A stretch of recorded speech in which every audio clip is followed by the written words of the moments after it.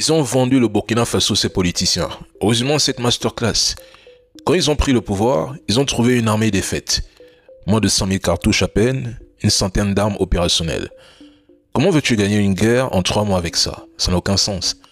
Des puissances ont fait obstacle, beaucoup ont refusé de les vendre des munitions et du matériel. Le Burkina, c'était une armée qui n'était pas assez formée ni préparée. Il a fallu s'équiper, former correctement les soldats et créer leur propre industrie de défense. La France ne leur vendait pas d'armes. Elle a refusé. Et il a raison. Sébastien Lecornu l'a confirmé ici.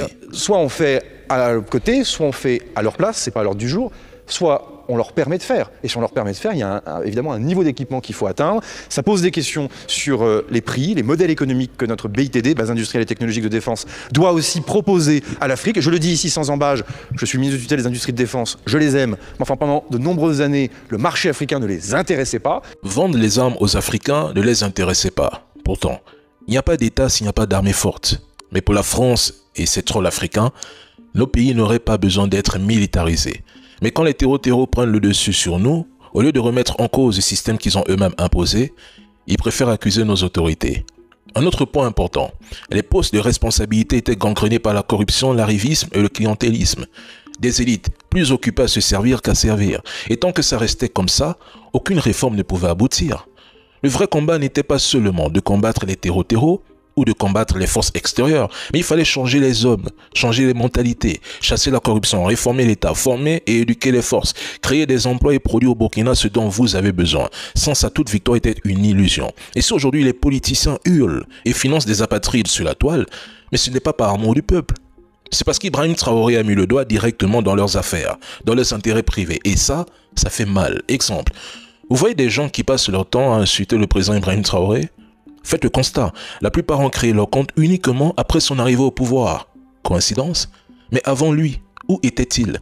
Que disait-il sous les anciens régimes? Rien, parce qu'il profitait sous l'ancien régime. Concernant l'AES, chaque pays membre de la force conjointe doit commander ses propres équipements pour armer cette force. Sauf que ces commandes passent souvent par des processus bureaucratiques. Approbation gouvernementale, signature de contrat, vérification des exportations, accord avec le pays fournisseur. Certains équipements ne sont pas en stock et doivent être fabriqués sur commande. La fabrication peut même prendre des semaines à plusieurs mois, surtout pour les véhicules blindés, radars, drones ou systèmes sophistiqués.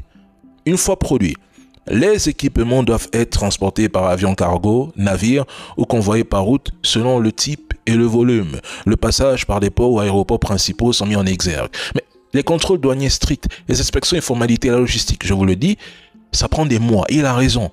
Et je résumerai son passage sur l'AES en une seule phrase. Il ne faut pas répéter les mêmes erreurs. Concernant la Côte d'Ivoire, le président Ibrahim Traoré confirme qu'il y a eu un pacte de non-agression avec les terreaux. Il y a eu un arrangement tactique. Les terreaux n'attaquent pas certaines zones, probablement pour éviter un conflit ouvert ou protéger des intérêts mutuels. Mais ce genre de pacte est très dangereux. Il ne règle rien. Il crée un équilibre fragile basé sur la peur et la convenance. Il peut être rompu à tout moment, laissant le pays vulnérable si un autre dirigeant a la même vision que l'AES, prend le pouvoir en Côte d'Ivoire et appelle à la rupture. Et c'est là le vrai risque. En d'autres termes, ce n'est pas de la paix, c'est une trêve opportuniste qui illustre l'échec des anciens systèmes à affronter le problème de fond. En bref, le capitaine Ibrahim Traoré l'a dit. Quand on choisit la révolution, il faut s'attendre à l'adversité. En bon entendeur,